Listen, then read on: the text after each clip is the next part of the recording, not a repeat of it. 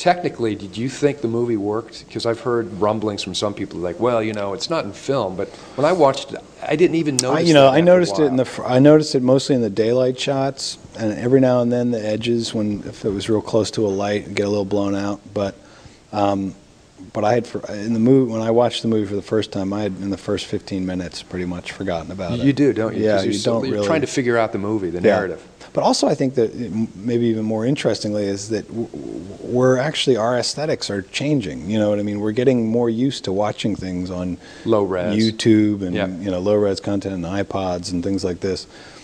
So my little brother, who's 14 now, 15, just saw Inland Empire and it didn't even register that it was shot on digital. I said, "What did you think of the digital?" And he said, "What do you mean?" I said, "Well, it wasn't on film." He's like, "Oh, I didn't really notice." Right. His brain has not even. He's not. It's a whole generational thing where he's not even geared. It's sort of like what the using oil paint as the analogy again. It's sort of like what oil paint is to photography. No one's shocked when they see a picture in the paper. They would be shocked if they saw sort of a woodcut. Right.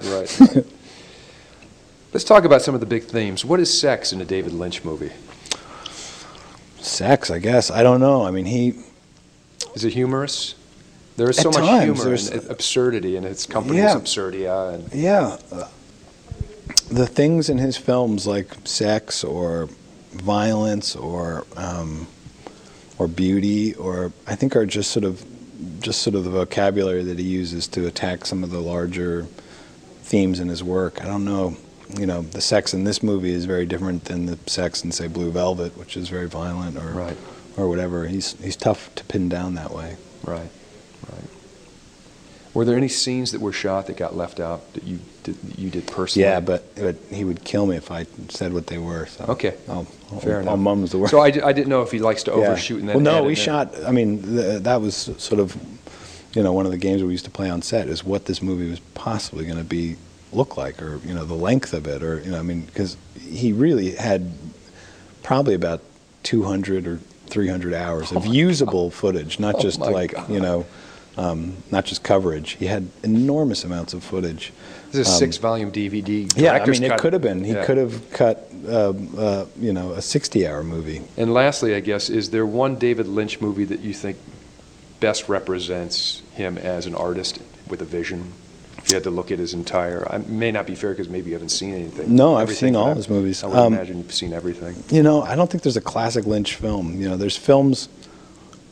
I always think about like Lou Reed. Like Lou Reed is a guy who when he started doing solo stuff, I started not really following and being like, I'm not sure I like this stuff. And then years later, I became a huge fan of it or lover of it. So I'm sure the same thing will happen with David's films. The ones that I don't like as much as, I mean, I like them all actually, but the ones that I like less, I'm sure I'll come to appreciate as I age, or as I start having a temperament for them. What would you like people to walk away with from this movie and from your performance and the other actors in this movie?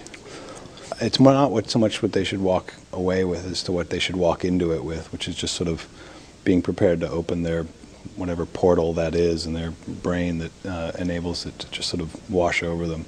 If you go in with sort of preconceived notions, you're going to be disappointed. Or if you go in looking for a strong linear storyline, you're going to be disappointed.